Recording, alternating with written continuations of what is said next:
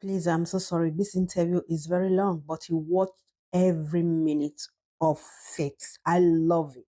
What are the criticism of Lagos State Governor recently? So they said they say about they said I think they accused you and they said under your tenure poverty did increase and all of that. So you have no moral right to go to John Hopkins and talk about poverty. You're talking about narrow interest and narrow assessment. Go and look at Nigerian Competitive Index. Go and look at Rufai. I was governor of Anambra State from 2006, and I was impeached. So you can say I was governor of Anambra State from 2007 to 2014, 7 years. I was effectively governor for 7 years because the first year I was removed, as you know. So I was governor for 7 years. Rufai, Nigeria as a country signed, was a signatory to the global measure of development, which is Millennium Development Goal. That is the global thing. Nigeria was a signatory to it. Yeah. That is what made China to pull 439 million people out of poverty. That was what made India to put over 150 million out of poverty. I can go on and on. But Nigeria was signatory to it. And it was signed in the year 2000. Rufai became governor in the year, started effective governance in 2007 after I came back from impeachment and tenure interpretation. By the time he ended in 2014, Anambra State under me was #1. In terms of, this is not me who measured it. It was UNDP. I was even invited to the United Nations to come and give a speech on what we did. I was #1. I was #1 in education. Health had improved and everything. I can go on and on. So when you now have a distorted result, I say, go and look at World Nigerian Competitive Index. Go and ask people who were involved in fighting poverty in Nigeria then. Bako, and others. Go ask them. Ask all the donor agencies. Who is the first to pay his counterpart funding? Ask everybody. The only thing I didn't do well, I wasn't in media.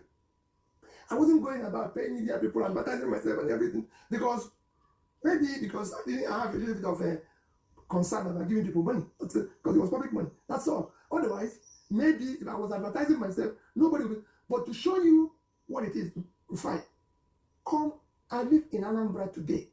The only place I have a house in my name, owned by me, is in Anambra State, in Onitsha. And if you go, I'm inviting you, any day in Anambra State, let's walk the streets. And people will tell you, who is this man? Okay.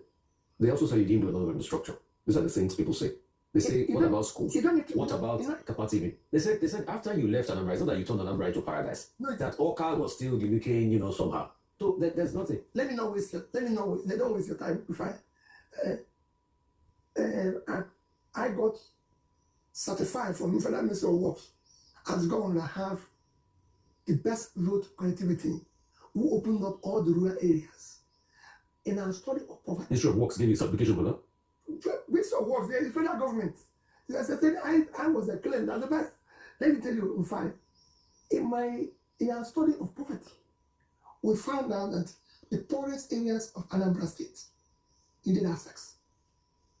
What we do here is that we think that building infrastructures and painting them and doing this is development. It is not. But the governor just built a big infrastructure in the states. The governor's house has over quarters, which they say is repeated to the states. Very good. When I came, and it's very good, and I thank you for that. When I came, but why didn't you build that one? When I came, there was no government house at all. There was no governor's lodge. They were all burnt. There was no government house. There was no governor's lodge when I came. Not even house of assembly. All those things were burnt because my predecessor had issue, and some and hooligans came and bought everything. So I didn't even have anything. Rufai said, from my village, I want to live in Onitsha. And then renovated and rebuilt whatever is being used now. So you could see the foundation. I renovated. It's like anybody coming here and say, oh, this place is a bungalow. You have to live here and have to build upstairs. So I couldn't have started building the huge one when I didn't even have any place. So the day I was sworn in as the governor, Rufai, in Anambra State, I did not see anywhere called Governor's Lodge to sleep. I did not see anywhere called Government House. It was after 1 week of coming from my village that I asked the Secretary of Government to vacate his office. So I started working there. And then went to live in Onitsha. And started renovating the house worker. So where they are now, that is moved from, was built by me over 10 years ago. So now I built that one, built the government house, and then found out that we needed to invest in critical areas. Rufai, when I came, the schools, the secondary schools, primary schools were in very bad shape. That is not my priority. Should not be to start with a building we are going to live. My priority should be to invest in critical area of development. That's what I told you people I was going to do. And I turned the education around. Okay, let me put this to you. A lot of people also say that show me your friends and I'll tell you you are. You influence the measures of your successor that had a lot of problems. Is that a reflection of you? Which problems do they have? Oh, with all the, being called by the EFCC and all of that, then what ensued as regards him saying you didn't leave as much money as you claimed behind and all of that, and the breakback that ensued. So is that a reflection of you? No, that you backed such a person? That's someone did say against you. Let me tell you, Rufai, Obiana never said, and this is what I tell people, I didn't leave money behind. What you see here is that they go and say, oh, group said, that's what I was doing. Oh, this group said, oh, this didn't leave money. This group said, this group. At the time they interviewed me, I said, listen, I didn't hand over to group. I handed over to Obiano. So why are they talking? But what they keep on saying is the money that you claimed you left behind, it was not as much as what you left. You also left a lot of liabilities. No, let me finish now. They keep saying group said, Rufai, the money I left behind was not left in overseas. I left money in 3 banks. Those 3 banks are there. You can go there. In fact, after this interview, I have in my little office here a photocopy. I will give you a photocopy of my handover note, including the balances of that account as I get I left office issued by the banks. I left in Access Bank, which is still there. 12 billion naira, $50 million. And I'm going to give you a copy. 12 billion naira and $50 million in Access Bank. I left in Diamond Bank. 12 billion naira, $50 million. In Diamond? Diamond. I left in Fidelity Bank. 12 billion naira, $50 million. $50 million in this 3 account. $50 million and 36 billion. What? That's no, 1 minute. Let me comment there. Rufai, the day I left office, I was not owing one contractor, one supplier who have executed his job. If you see one today, I challenge you. Go and sit. I was not owing any civil servant that was supposed to be paid by the state salary. I was not owing gratuity. I was not owing pension. Additionally, if you want to know, I left salary enough to pay salary for 3 months. It's documented, and I'm going to give you the documents. It's not something that anybody. So I wasn't owing anybody. So you said you were not owing people that had completed their job, but you were owing those that had not completed their jobs. If you haven't done your job, I will pay you. How can you pay somebody who haven't completed their job? Even you. So you are paid. You are not paid those that were not completed. The job was still ongoing. If your job is ongoing, I won't. Let me give you an example. So are you telling me? When I came are you telling that you left no debts behind in Anambra? Not one. I was even begging people to come and take their money. If you had a job in Anambra, you can go and ask anybody. Not one. Anybody who tells you that he was owing you, call the person. I'm telling you for 10 years. Okay, and we're still trying to challenge out the state debt. Another thing, they said you want to be president, but you can't sort out problems in your party. People say they don't trust you. They see you as weak. Because how can you say you want to be president? You can't sort out things. They also say that for you, it's a one-man show. It's all about you. It's not all about generality of people. It's a tunnel vision, ideology, and all of that. This is what you get always, right? This is what you get always in Nigeria. Because we now live in a country of propaganda and lies. And they manufacture it. The problem we have in the Labour Party is problem instigated and sustained by the government of today. Where's the proof? I don't need to tell you. When you have a party chairman who calls the state governor a dwarf and dwarf thinker, forget about me. So it's not weak. Okay, I'm weak, but it's not weak. Is every other person there weak? So let's all be sincere with ourselves. Before they call you names here, you know it. You speak the truth and you call you names. If we now live in a country of propaganda and lies and trying to put problems everywhere. They won't even put problems in families. Before I've managed and built a business, local and international, and they're thriving. By the time I left them, I've been chairman of corporations, hotel companies, director, and I've earned my respects. And I've been a governor. Then there's no place that I've shown weakness. You find I returned school that was taken from churches 40 years that nobody could even dare mention. But these are the points people like Kenneth Okonkwo. These are the things they said against you. It's just Kenneth Okonkwo again. But it's a valid point of view. And anytime you trade back. If 12 persons that followed Jesus, one went against him, however many 1,000 millions followed, and you're counting those who went against me. Listen, people must go against you, people must speak against you, and your own listen. I still remain consistent and not changed. Like I said, Kenneth is my younger brother. He has his reasons for his actions or what he wants to do. Rufai, humility, patience, tolerance is not weakness, it's a virtue. It is not easy for people to remain where I am. When I was campaigning election, before I went to places people dare not go to. I was in Salambo was everywhere. People fear to go.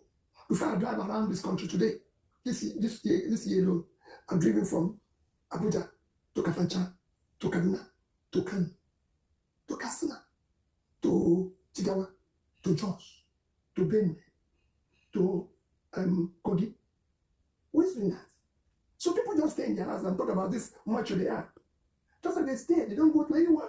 It's easy to be an armchair critic. For God's sake, I'm on the road. You know why they keep talking about this weakness? Because as it seems today, you don't even have a platform at which they're going to run elections. Don't worry. If Julius Abure says, I will continue with he will continue well, and coalition talks are still going on, that might swing in your favor, that might not swing in your favor. So, and that's why a lot of people keep saying you're weak. They say, okay, you're so weak that you can't call out some activities of IPOB that is not palatable. But these are the things they say. These are the things they say about you. And that's why they say, can you reach out into the north? Rufai, I criticize every single act that is wrong. Whether it's in, go and follow it, whether it's in the east, west, south. They say you're not hard enough on IPOB. That's what they say. I'm not hard on everybody. And remember what I said during that campaign until today. Any agitator, I will discuss with. There's nothing wrong in agitation. Whether it's Yoruba movement, whether it's Moral movement, any movement, I'll sit down and discuss with. It is important because you dialogue with people. Even in my house, people agitate. But I didn't dialogue with them. I have children who say, no, I don't want to do this, daddy. And I say, okay, let's talk. Why are we fearing talking with people? Let's sit down and talk. And then we have exhausted the reason. And then we don't, and that's it. So it's a question of, like I told you, we've been rascally in our approach. And we thought that bad behavior and rascality makes you powerful. No, it actually kills the system. Good behavior has become weakness. Good character becomes weakness. Humility has become everything that is good in Nigeria is considered as wrong. If I go into a place whipping people, shouting and beating people, I'm a strong person. So the current vice president once said about another candidate was going that he's too nice, that he's not nice people that needed the leadership. And that's the same thing a lot of people are also saying. It's unfortunate.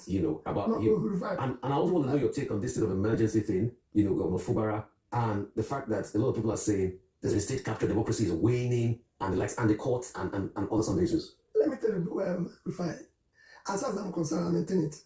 There's no democracy today in Nigeria. So why are you running the 2027 elections if there's no democracy? We will continue to be agitating for true democracy. Rufai, being an election in Edo, does this show any sign of being a democratic country? Capital. Rufai, the coffin was nailed by what happened in River State. You cannot, on any circumstances, solve a problem in a democratic setting by going against the rules. You can't even solve any problem by going against the rules. It's a process. President who went against the rules in River State? Of course, there's a process. What did you do? You actually say it's undemocratic. When you go and bring somebody that is not elected, that didn't follow, there's a process. But a lot of people too will remind you didn't hold local government election when you were in Anambra State. It's easy to point at people now, but what about you? I'm not pointing at them, I'm not telling you. I can tell you, go and check the court process in Anambra State. I was in court for years against conducting election because people thought if I conducted, I would do what everybody's doing. So it took me almost 7 years before we could conduct. I governed one of the virtually the most difficult states at the time they had crisis. If there's nothing I did in Anambra State that people are proud of today, I brought stability and order in Anambra State. Before me, nobody who was governor in Anambra State had what you can call a peaceful reign in Badinju. It was quarreled for 4 years. It was quarreled until less than 30 years. It was under me that things started changing. Because of the same way I've managed things, started changing, and I started becoming something. I even changed it from being home for all to light of the nation. I started doing things in an organized manner. Rufai, I was the first person in Old and Anambra State to be governor twice. So I started organizing things properly. So it is easy to sit there and say, oh, he did it. But the reality of it is, Rufai, come, let's visit the state. I live there. That's where I live. And when I'm there, I'm at home. It's the only place I am. There's nobody who will tell you today, this bit of this house in Abuja, this bit of this house in Lagos, this bit of this house. I live in Anambra State. In Lagos, I live in a rented apartment. In Abuja, most times I stay in the hotel. So, but I have a home in Onitsha, where I go back and I'm always there. So you can come walk the street, no security, and I invite you. Okay, Mr. Peter, one thing is certain. We'll still keep bringing most of these criticisms and asking you questions about the state of no, they're going to be. And I will keep asking you those questions. But thank you so much for your time. Thank you, Thank you for. But let me assure you, I'm committed to as a Nigerian, and I have what it takes. I have the experience of all those who want to be president today. Nobody have my background. I built a business from scratch. I've operated in the corporate world, and I've been a governor. And in all this, you can go and say, I was a social businessman. I transformed the smallest bank into 25 billion back then, and I tried it back today. I've been a governor where I told you that the day I left, I was not owing anybody, and I've been the one who saved most money. And all this, Anambra State has not bought me a bottle of pure water since I left office. Don't you collect pension from this? No pension, no gratuity, nothing. Okay, so you don't collect pension? I'm not not giving me bottle of water, pure water, not even real water, pure water, the one that is in sachet. I'm not seeing one. But they gave you votes during the elections, a presidential bid. What is the Anambra government? And this Anambra State, people who voted for me and the people, and the Anambra State government have not bought me a sachet of water. So nobody will say, oh, and you can go to Anambra State. If you see any piece of land allocated by the state belonging to P2B, confiscate it. Thank you. Thank you so much for your time, ladies and gentlemen. It's been another very enlightening session with Governor Peter B, former governor of Anambra State, and the presidential candidate of the Labour Party. Thank you so much for your time. Thank you. Thank you. Fine, thank you. All right, an insightful conversation there. Rufai is saying a very great job on that. I think you touched a lot of the right points. Where do I begin? I don't think you can start by critiquing your own work. Dr. Abati, your takeaways from that. The first major takeaway for me is Mr. Peter B's simplicity, his humility. Now, he's saying that, look, he has just one house in Onitsha. In Lagos, he has a flat. He stays in hotels in Abuja whenever he's there. Look, the same cannot be said for many of these former governors. And he also pointed out that since he left office as governor in 2014, no succeeding state government has even bought him a bottle of water. Well, if you compare that, I don't think he was saying that in the context of expectation. It was the subtext for me is the fact that many of these former governors, they collect all kinds of privileges from the states. They will take a house in their states. They will get a house in Abuja. Their medicals and that of their families will be paid for by the state government. They will go on holiday at state expense. They just turn themselves into government children. Whereas the honor of service should be more important. And so you have an example of one governor here saying that, look, it's not a parasite. It was enough for him to have served. And I think that is important. And you recall that in many states of the Federation, there's been, a protest against former governors who end up living a parasitic life, living like leeches, at the people's expense in their various states. Again, about Mr. Peter B's simplicity. I was once on a trip to Morocco. Some of these people, when they are going to London, some people go through Libya, some people go through Turkey. They cannot afford to buy, direct flight tickets to London. And that was even in those days when, tickets were even cheaper. Not now that, you almost have to go and rob a bank to be able to travel from one part of the world to the other. People were shocked when they saw Mr. Peter B inside the aircraft, inside the economy class, going to London via Air Maroc. Even the whole aircraft, just stood up and they started clapping for him. They couldn't believe that a man with his kind of background as a businessman, a former governor, would just, take the simple route to go to London. I've seen him on the streets of London before. You will see him carrying his own bag. He doesn't have an entourage. Maybe you will see him with one person, Valentine, who was my classmate at Lagos State University. That's the only person you will see with him. And he will be walking on the street like everybody else. So the humility that he brings to the task, the simplicity that he brings to it, the humanism, his lack of pretense, I think is something to be said for him. And it came through in that interview. Second, is the record of his performance as governor in Anambra State. Now, as governor in Anambra State, well, you can benchmark whatever he says about education, about government house and all of that against, the people of Anambra. In the Anambra will have their own assessment of, what has happened, how each governor has performed. But one thing that could be said about him was that he was a very religious, leader also in Anambra, particularly with the Catholic Church, and how he made efforts to reach out to other constituencies, whether church or Muslims, and promote the ideals of religious unity. Number 3, standout point for me here was the point he was making about the state of the nation.